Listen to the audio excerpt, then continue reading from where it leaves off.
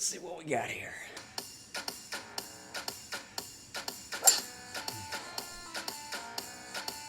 Terrific.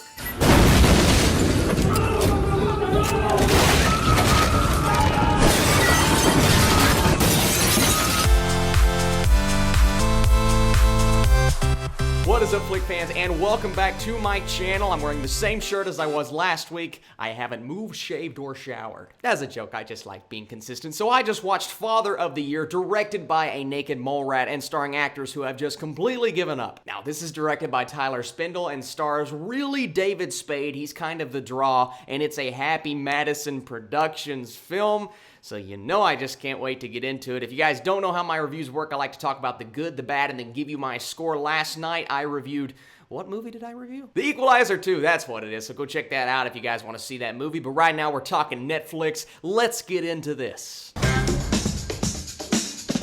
Okay, I'll give the movie this. It did have some charm in there, and really the times that I felt it was when it was exploring the relationship between our lead, not David Spade, but his son, and the relationship that he had with the girl. I thought that worked pretty well, and I know this girl. She is from, like, Disney Channel fame, and I used to love watching her. It's Bridget Mendler, and then it's Matt Shively. Both of them starred in shows that I watched as a kid, so it was pretty good seeing them back on screen. I'm like, oh, those guys, why are they in this movie? And she's good. She has charm. I didn't really love our lead character, but he did some things I'm like, all right, this guy has potential to be a decent actor. There were a few times that I chuckled and giggled and said, you know,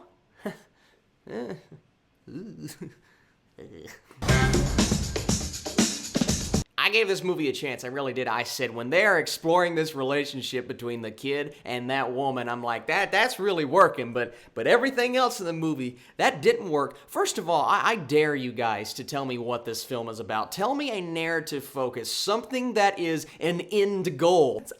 I just spent 90 minutes watching this movie and I still can't tell you what the goal was. There were so many things happening, so many side plots and stories, and then we get to the end of the movie and the same thing with that film that came out earlier this year, The Week Of, or whatever it was called. I couldn't tell you what it's about. I mean, I could, but it would take me 20 minutes. I'm not going to spoil the plot of the film, but I will let me tell you some things that happened in the movie, and you tell me if that's funny. Someone peed in the humidifier. David Spade was naked in the back of a pool in a truck bed, and the truck starts driving, and it's...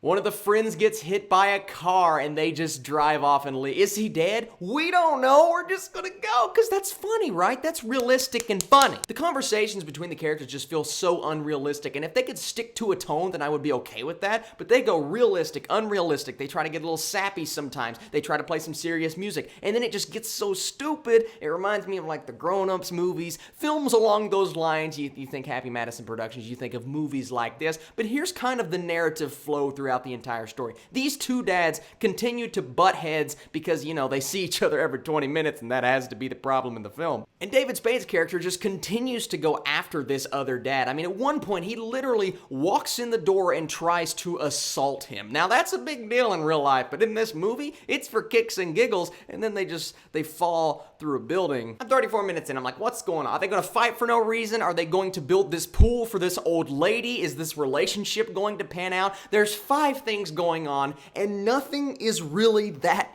interesting. There's a scene where they're rubbing stuff on each other's nipples, and I'm just like, why's the nipple rubbing? And then he's getting close to the nipple. I'm like, this is not funny. If it was funny, I would be okay, but it just made me uncomfortable. That's the thing. If a comedy hits in the comedic aspect, like if it's, you think of Dumb and Dumber, right? Dumb and Dumber is a very dumb movie, but it's one of my favorite movies of all time because it's hilarious all the way through from beginning to end. It makes you laugh. You feel for these characters because you get their emotion and you get why they feel certain ways, but these characters they're just so one-dimensional. And David Spade, just like the Adam Sandler movie earlier this year, he's doing this very dumb accent, and I don't understand why they're trying to talk like that. Why are they doing that? Apparently this old lady's a psychopath because she buried somebody alive, and it's just supposed to be a joke, and you're supposed to laugh. And I love David Spade. Tommy Boy, Emperor's New Groove, he has been great before, but the last few years, he's just kind of fell off the map in terms of being good in films, and this is another one. Why are you doing this, man? I really enjoy your on-screen presence sometimes, but just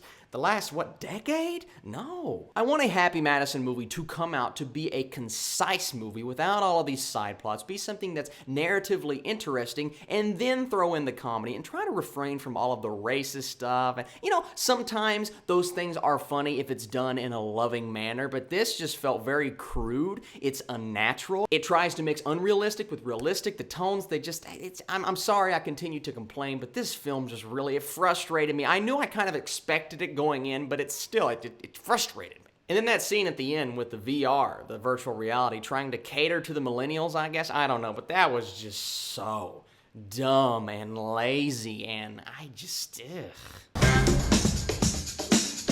started to be so negative about this movie, guys. I try to be a positive person, but sometimes when you watch a film and it just makes you mad. And listen, if you enjoyed this, if you turned your brain off and had a good time, I've done that before. I have so many guilty pleasures where I can just turn my brain off and have a decent time in the theater or at home on Netflix. But for this one, for some reason, I couldn't do it, and that's why I'm going to give this movie one of the lowest scores I have given this year at a 24%. Nothing really worked for me. There are some interesting elements, and some people have a chance to do something a little bit more special in the future. That's about it. So what did you guys think of Father of the Year? Did you like it more than me? Probably. Did you dislike it more than me? There's always a possibility. Thank you guys so much for watching this video, for everything that you do for me, for liking my videos, subscribing, leaving comments. I think is the most important part because I love interacting and hearing your all's thoughts. I will be back later with another review. And remember, Comic-Con is this weekend, so expect a lot of trailer reactions on my channel while I am at a wedding. I'm not going to tell the groom. Please don't tell him, but I'm going to be going out to my car and reacting to videos. You guys are the absolute best. I'll catch you.